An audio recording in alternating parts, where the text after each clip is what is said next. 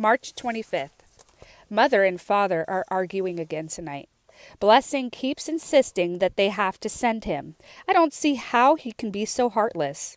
Blessing says I'm jealous. I have to bite my tongue to say what I really think, that anyone with sense wouldn't want to go to that horrible place, with the exception of Uncle, of course.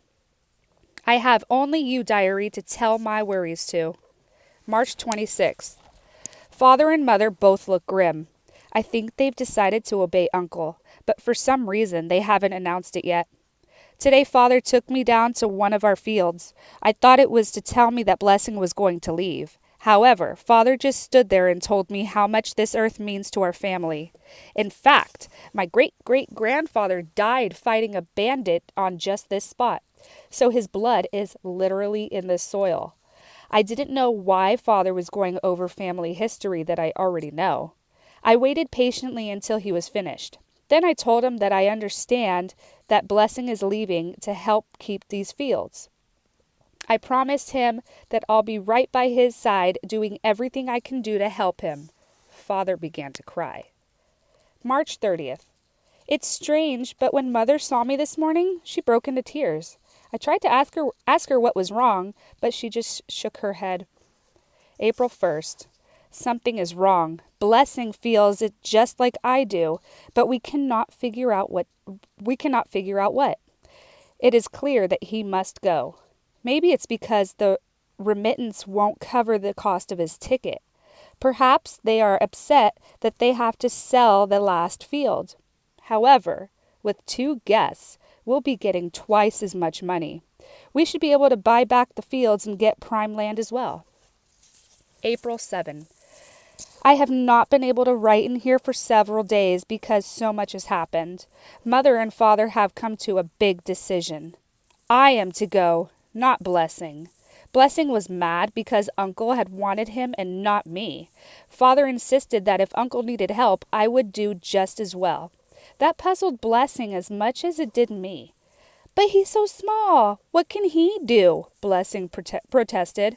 I'm 5 years older and bigger and stronger. Runt's always got his nose buried in a book. How can he help Uncle carry the gold? Those were exactly my sentiments. I turned to Mother and asked her if she was really going to let me go. Mother wouldn't look at me. Blessing poked me and asked me if I wanted to leave. Of course I don't. But I have to do what my parents say. So does Blessing. He's fighting a battle he can't win. I thought writing in this diary would help, but I can hear Blessing arguing with our parents. He's saying they are condemning me to death. I have to get out of this house. Later.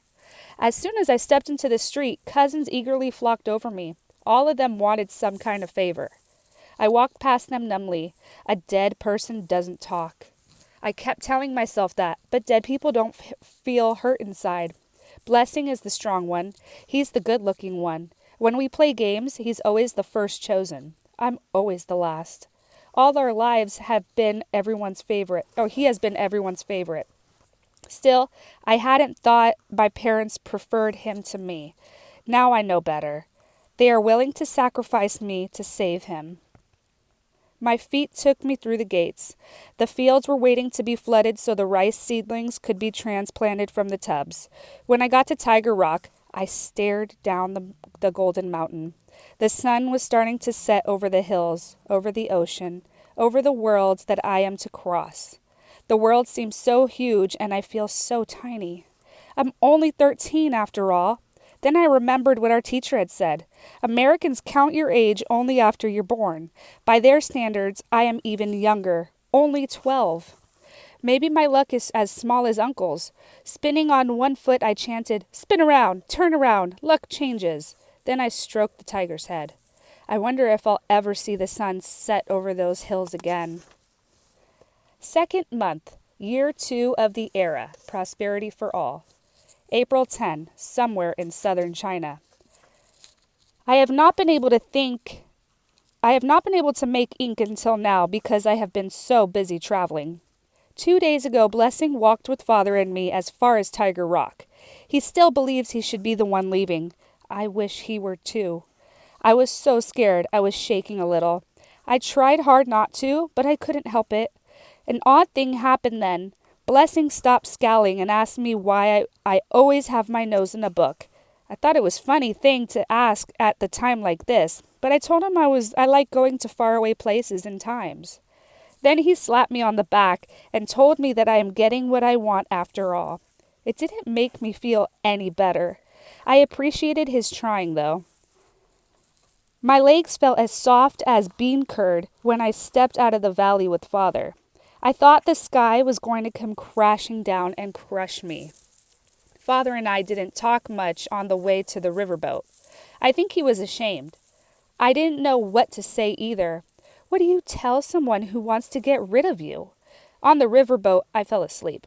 When I woke, my head was pillowed on his leg. He had slept sitting up, his head against the side of the boat.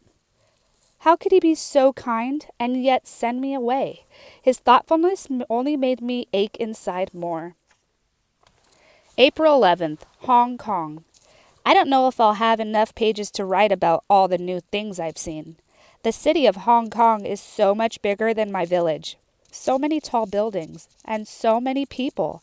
They seem to come from all over the province. I saw my first British man, too. He didn't have horns like I expected. The British have done so many terrible things. About 10 years ago, they invaded China and forced us to let them sell their drugs. They also made China give them land to build this city. Besides his pale skin, the British man had hair the color of dirt and eyes like the sky. Other than his big nose, he looked human enough.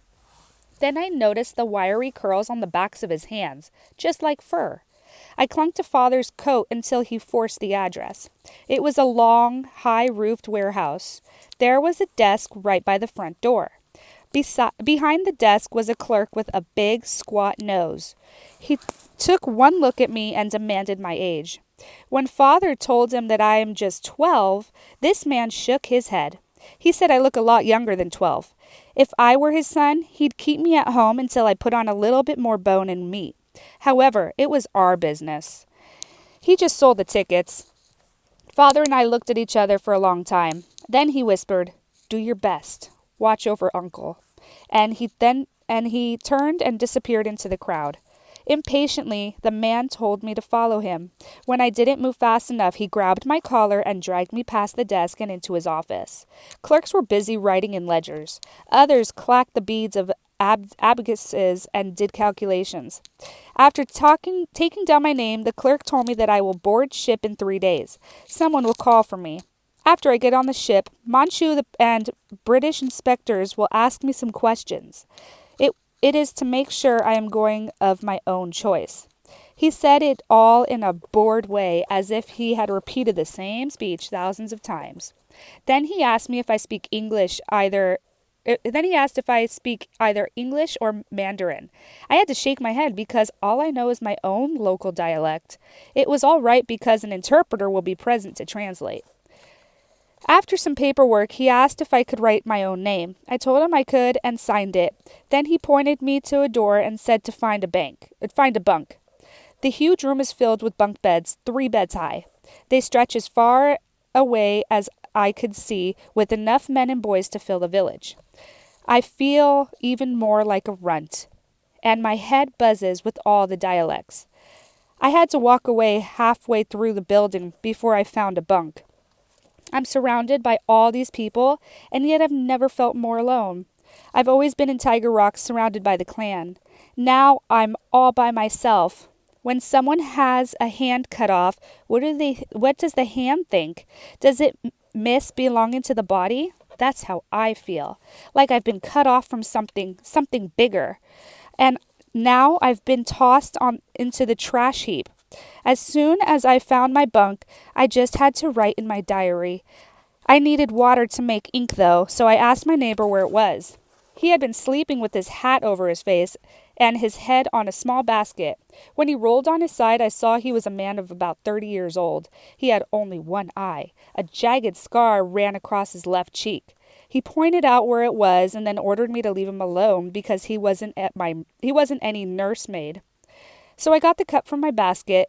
When I started to leave, One Eye stuck out his leg and told me to take my basket with me. I wasn't in bumpkin land anymore where people didn't know how to steal. With my basket under my arm, I found the big jars of water. When I got back, I took out my inkwell and rubbed the ink stick in water. I heard the dinner call. Time to line up. I don't want all the food to be gone by the time I get there.